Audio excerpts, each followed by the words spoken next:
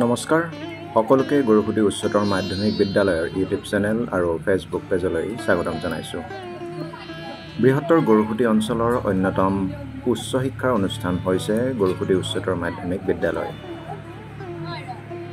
দেশৰ ৭৮ সংখ্যক স্বাধীনতা দিৱসটি গুৰুকুটি উচ্চতৰ মাধ্যমিক বিদ্যালয়ত উলহ মালহেৰে আজি পালন কৰা হয়। ইয়াৰ লগত সংগতি ৰাখি বিদ্যালয়ত ৰাতিপুৱাৰ পৰা বিভিন্ন কাৰ্যসূচী অনুষ্ঠিত কৰা হয়।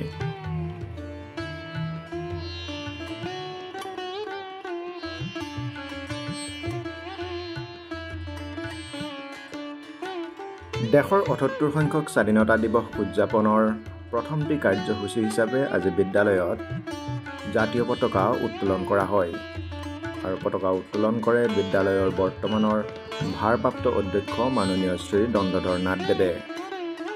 তেখেতক এই কাৰ্যত সহযোগ কৰে বিদ্যালয়ৰ সহকাৰী শিক্ষক মাননীয় শ্ৰী হিতেশ কুমাৰ নাথদেৱে।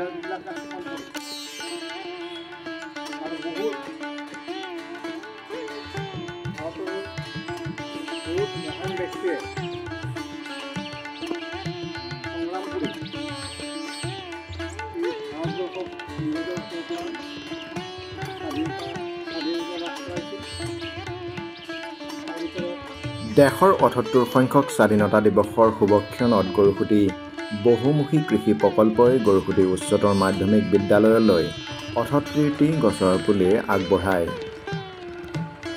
অসমৰ মাননীয় মুখ্যমন্ত্ৰী ডক্টৰ হিমন্ত বিশ্ব শৰ্মাদেৱে যি অমৃত বৃক্ষ আন্দোলনৰ আৰম্ভণি কৰিছে তাৰ লগত সংগতি ৰাখি এই ৭৮টি গছৰ পুলি গুৰুকুটি উচ্চতৰ মাধ্যমিক বিদ্যালয়লৈ আগবঢ়োৱা বুলি বিষয়ববীয়াসকলে কয়।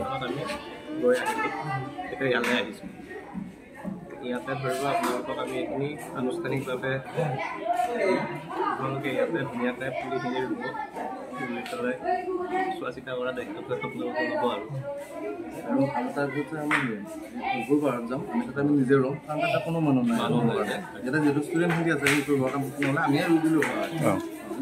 ষ্টুডেণ্টখিনি ইনভলভ কৰি থ'লে তাতে ভাল হয় বুলি সন্মানীয় আমাৰ গুৰুকুটি বহুমুখী প্ৰকল্প সমিতিৰ মুখ্য কাৰ্যবাহী বিষয়া মহোদয়কে মুখ্য কৰি মুখ্য কৰিছিলোঁ আৰু মানে আমাৰ পোনপ্ৰথমতে সকলোকে আমি গুৰুকুটি বহুমুখী কৃষি প্ৰকল্প সমিতিৰ তৰফৰ পৰা ৭৮ সংখ্যক স্বাধীনতা দিৱসৰ শুভেচ্ছা আৰু শুভকামনা জ্ঞাপন কৰিছোঁ। মাননীয় অধ্যক্ষ চৰ্দাৰ পদ্মা হাজৰিকাদেৱৰ নিৰ্দেশমৰ্মে মাননীয় মুখ্যমন্ত্ৰী মহোদয়ৰ যি অমৃত বৃক্ষ আন্দোলন বৰ্তমান চলি আছে তাৰ প্ৰতি সঁহাৰি জনাই এইবুলি আমি গুৰুকুটি অঞ্চলৰ যিবোৰ উচ্চ শিক্ষা অনুষ্ঠান আছে তাত আমি কিছু গছৰ পুলি আজি প্ৰদান কৰিম আৰু তাৰ লগতে আমি ঢলপুৰ শিৱধামত কিছু গছৰ পুলি আমি নিজাকৈ ৰোপণ কৰাৰ আজি ব্যৱস্থা কৰিছোঁ। আৰু মই আমাৰ সন্মানীয় কাৰ্যবাহী বিষয়া মহোদয়ক অনুৰোধ জনাওঁ প্ৰথমটি গছৰ পুলি সন্মানীয় অধ্যক্ষ মহোদয়ৰ হাতত অৰ্পণ কৰিবলৈ।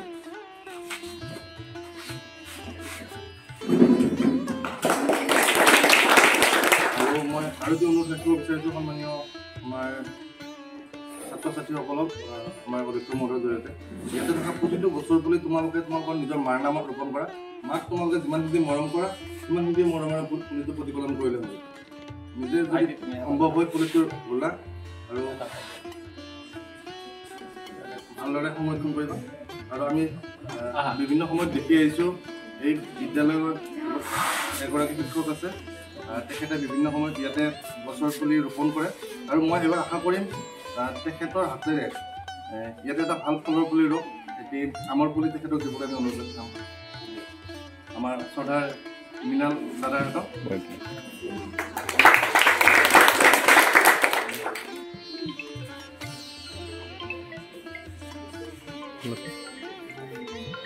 সকলোৱে ৰুবা দেই বুজিছানে আৰু স্কুলত ৰুবা তোমাৰ নাম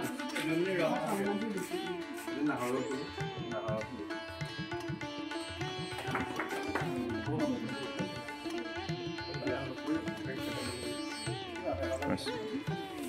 আমি আনুষ্ঠানিকভাৱে এইখিনি বৰ্তমান আমাৰ ক্ষমতা গঠন কৰিম আৰু যিহেতু আমাৰ নিজৰো আজি পতাকা উত্তোলন কাৰ্যসূচী আছে সেয়া আমি এই অনুষ্ঠানৰ লগতে সংগতি ৰাখি গৰুসুতি বহুমুখী কৃষি প্ৰকল্পৰ CEO উদিত্য গৌতম ডাঙৰীয়া আৰু গৰুসুতি উচ্চতৰ মাধ্যমিক বিদ্যালয়ৰ অধ্যক্ষ মহোদয়ে একেলগে এটি গছৰ পুলি ৰোপণ কৰে।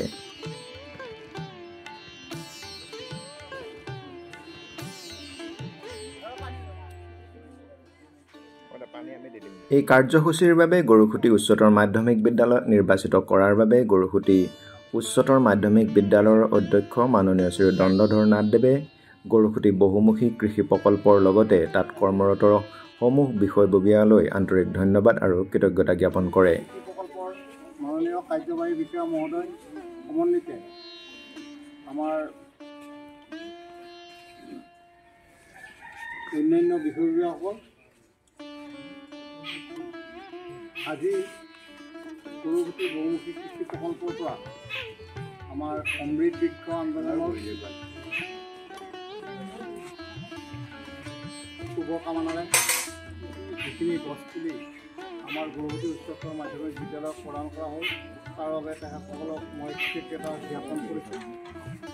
গৰুসুতি বহুমুখী কৃষি প্ৰকল্প এই গৰুসুতি উচ্চতৰ মাধ্যমিক বিদ্যালয়তে আচলতে প্ৰথমতে শুভাৰম্ভণি হৈছিল। ইয়াতে সকলো মিটিংবিলাক হৈছিল।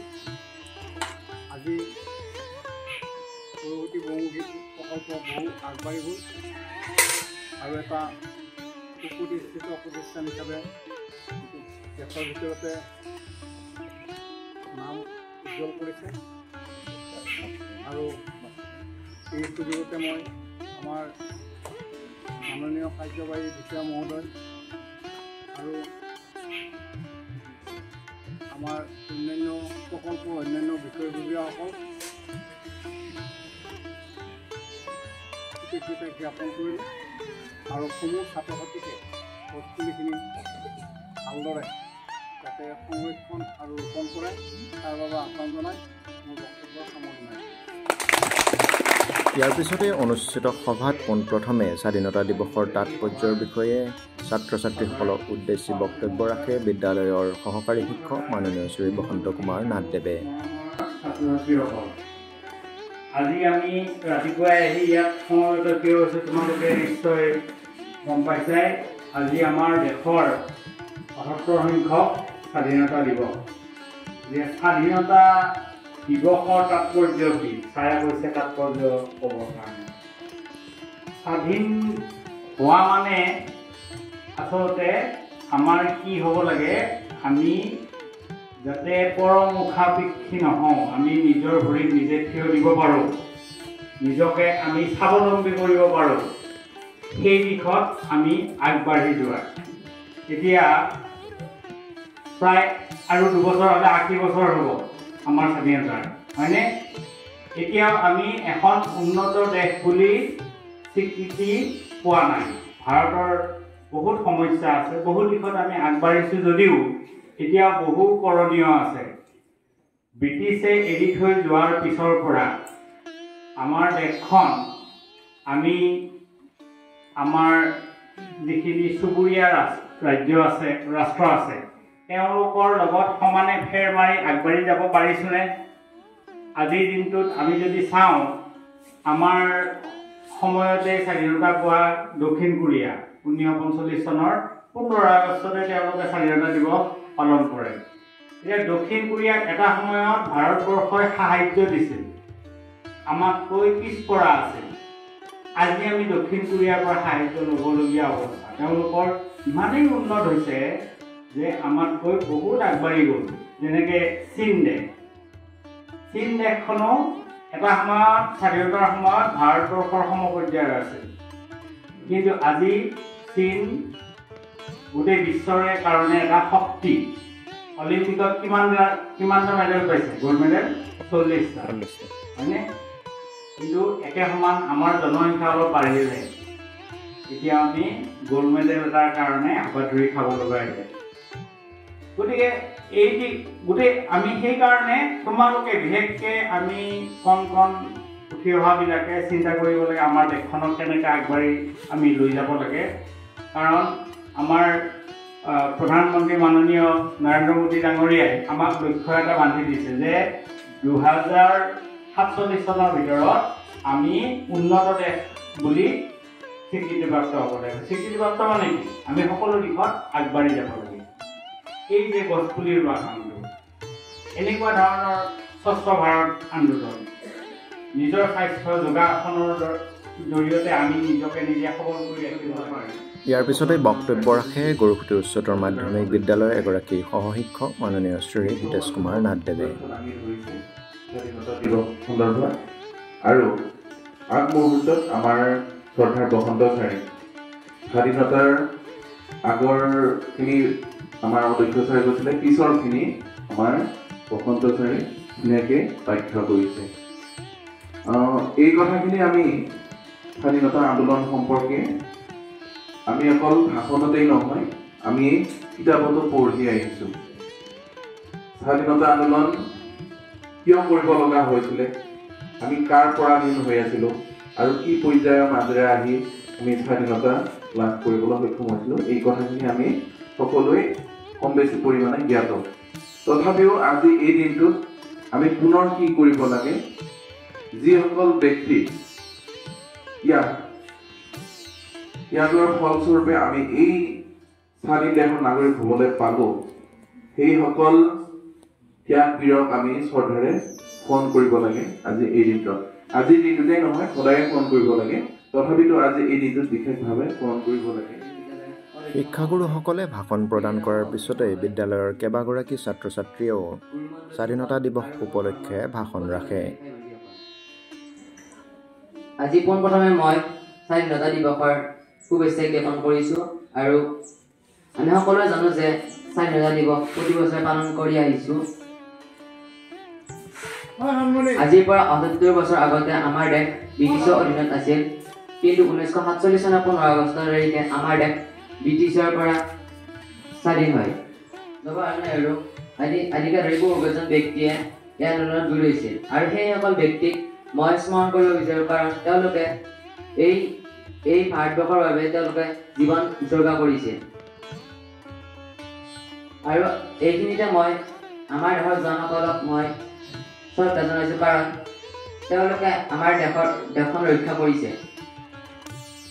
এইখিনিয়ে মই ক'বলৈ যাম। নমস্কাৰ।